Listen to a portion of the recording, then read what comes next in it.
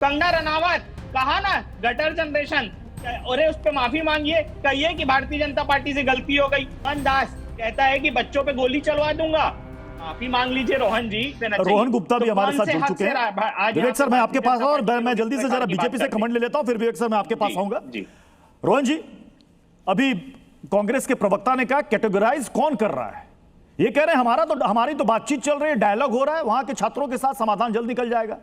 और यह बड़ा आरोप लग रहा है कि झारखंड में दरअसल में बीजेपी ने छात्रों के उस प्रदर्शन को हाईजैक कर लिया है, बाहर से लोग बुलाए गए वहां पर प्रोटेस्ट में शामिल होने के लिए।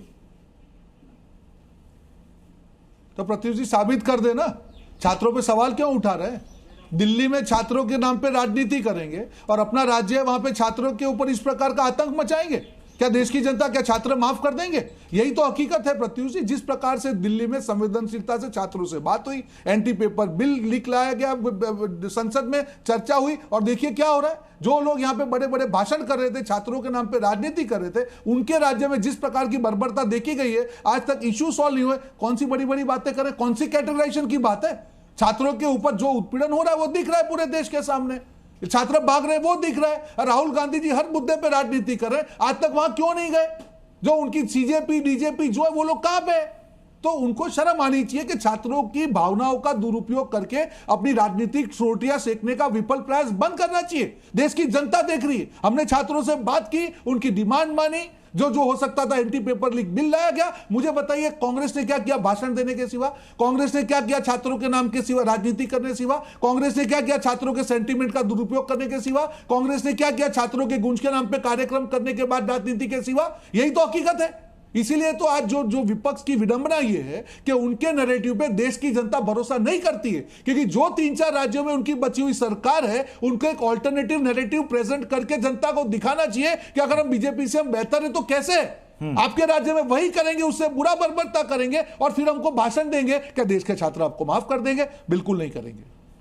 भारतीय जनता पार्टी के रोहन गुप्ता जी ने एक बहुत महत्वपूर्ण बात की, छात्रों के हक की बात की, और अभी कह रहे थे कि भारतीय जनता पार्टी के जो दिल्ली में प्रदर्शन हुआ वो शालीन हुआ, वहां पे हम लोगों ने मंत्रियों से छात्रों ने बात की। तब कहां थे जब धर्मेंद्र प्रधान ने कहा था कि ये लोग दहशतगर्दों की? अरे सुनिए, अरे भाई अब तो हो गया ना, सुन लीजिए ना, झारखंड में तो दिख रहा है। अभी क्यों डर रहे हो, क्यों डर रहे हो? मैंने आपके बीच में नहीं बोला था। कब था? मुझे कहां डरना है? तब कहां थे जब धर्मेंद्र प्रधान जी ने कहा था कि दहशतगर्दों की बी टीम है? आप ही के राष्ट्रीय अध्यक्ष ने कहा ये लोग वायरस लोग हैं, टुकड़े टुकड़े लोग हैं। कंगना रनावत कहा ना गटर जनरेशन, अरे उस पे माफी मांगिए, कहिए कि भारतीय जनता पार्टी से गलती हो गई। और वो लोग देश विरोधी, और वो आरएसएस का मोहन दास कहता है कि बच्चों पे गोली चलवा दूंगा, माफी मांग लीजिए रोहन जी। देश की छात्रों के साथ इस तरीके से बर्बरता पूर्वक उनके ऊपर लाठी चलाना, कील पे उनको मारना, पैलेट गन्स चलाना, अश्रु गैस छोड़ना, उस पे माफी मांग लीजिए ना रोहन जी। आपके मंत्री तो इस्तीफा दे दिया है। आप लोगों के साथ समस्या, रोहन जी देखिए, भारतीय जनता पार्टी के साथ समस्या ये है, जब कोई अच्छा टॉपिक इन लोगों को मिलता है ना भारतीय जनता पार्टी को, तब वो अच्छे प्रवक्ताओं को भेजते हैं, और जब इस तरीके का जब टॉपिक मिलता है जिसपे भारतीय जनता पार्टी घेराती है, तो उसमें हमारे पुराने साथी कांग्रेस के साथियों को रोहन गुप्ता के लिए गाली खाने के लिए भेज देते हैं। यही भारतीय जनता पार्टी की सच्चाई है। और अब जब मैं कह रहा हूं कि जो भारतीय जनता पार्टी ने इतने सारे वक्तव्य दे दिए, उस पर माफी मांग लीजिए, उस पर कुछ नहीं बोलेंगे। देश की संसद पे जब कोई सवाल उठेगा तो प्रधानमंत्री गायब हो जाएंगे, होम मिनिस्टर गायब हो जाएंगे। एक सेकंड रोहन गुप्ता जी, एक सवाल यह भी है कि जिसको लेकर संसद बाधित है, और मुख्य सवाल है कि देश की संसद में छात्रों से जुड़ा मुद्दा उठेगा या नहीं उठेगा। आपको ऐसा क्यों लग रहा है, बीजेपी को ऐसा क्यों लग रहा है कि गृह मंत्री का जवाब सुनते ही विपक्ष हंगामा करने लगेगा और वॉकआउट कर जाएगा? क्यों ऐसा लग रहा है आपको? बिल्कुल नहीं, बिल्कुल नहीं। देखिए वापस प्रत्युष जी, पूरा देश देख रहा है कि किस प्रकार से संसद के पटोल का दुरुपयोग कांग्रेस पार्टी ने अपनी राजनीति के लिए किया। एंटी पेपर लीक बिल लाया गया। मुझे बताइए क्या कांग्रेस को उसमें चर्चा करके ये नहीं दिखाना चाहिए? अरे उनके तो 65 साल के पाप, 60 साल के पाप हम धो रहे हैं। जो कांग्रेस पार्टी आजादी के बाद इतने समय तक शासन में रही, एक एंटी पेपर लीक बिल लेकर आई हो, मुझे बताइए, मैं चैलेंज करने को तैयार हूं। 2010 में एक बिल लाया गया था, उसको पारित नहीं किया गया।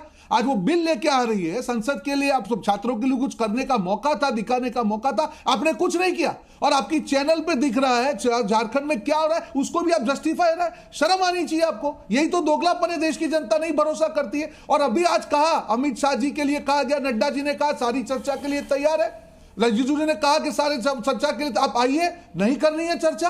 आपके हिसाब से ही चलते ही, आपका दफ्तर तो है नहीं कि आपके नियमों के हिसाब से चलेगा। विवेक जी